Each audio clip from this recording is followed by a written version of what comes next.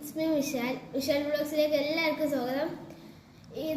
ഇന്ന് നമ്മൾ ഉണ്ടാക്കാൻ പോകുന്നത് അടിച്ചാപ്പൊളി മാങ്ങ കേട്ടോ.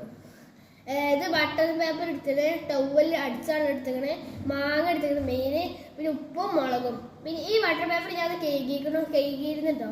ഇതൊന്ന് തുടച്ചെടുക്കണം.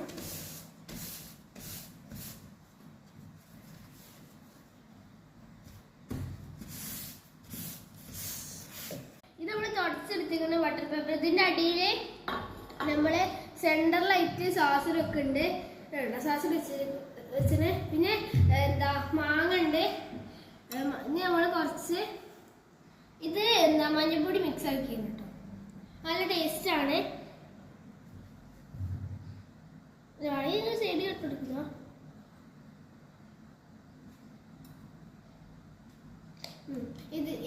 ഇത്രയും ഉപ്പും മുളക് കുറച്ചും കൂടി ഇടുന്നുണ്ട്. ഇത്രയും ഉപ്പും മുളകുമാണ് ഇടുന്നത്. ഇനി ഇതൊന്ന് കെട്ടാക്കാം.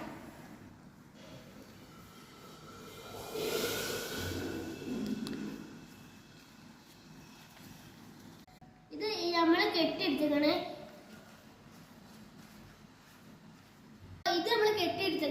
ഈ ടവൽ എടുത്തിട്ട് ഇതിന്റെ ഉള്ളിൽ ഈ സംഭവം സെന്ററിൽ വെക്കണം. ഇനി ഇതൊന്ന് ഇങ്ങനെ പിടിച്ചിട്ട് ഇങ്ങനെ പിടിച്ചാൽ പറ്റുന്നതിനകത്ത് ഇതാക്കിയിട്ട് നമുക്ക് ഇടിച്ചാൽ പോകും. നമ്മൾ ബാക്ക്ഗ്രൗണ്ട് വരികയാണ് കേട്ടോ. പിന്നെ ഇതാണ് നമ്മളെ കല്ലടിച്ച് നോക്കി. ഇനി നമ്മളിത് അടിച്ചാൽ പോകും. നല്ല രീതിയിൽ അടിച്ചിട്ട് പൊടി പോലെ വേണം. അത് നമുക്ക് തിന്നായിട്ടുള്ളൂ.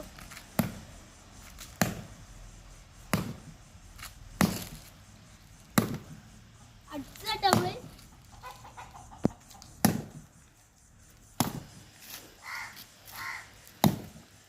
അത് പൊട്ടിന്ന് തോന്നുന്നു. ഒരു ഭാഗം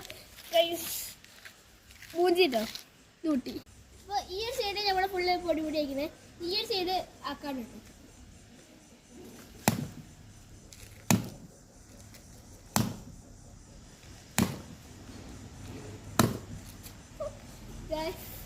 എന്താ നമ്മളിപ്പോൾ ഒരു കിഴി പോലെ അയക്കണേ ഈ സംഭവം. അടുത്തടുത്ത് മാങ്ങ കേട്ടോ.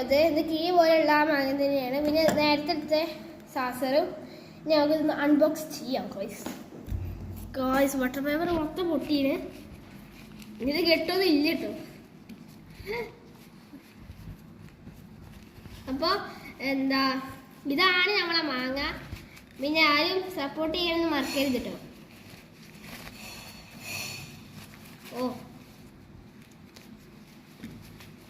നല്ല കിഴി പോലത്തെ മാങ്ങ കഴിക്കണം കേട്ടോ.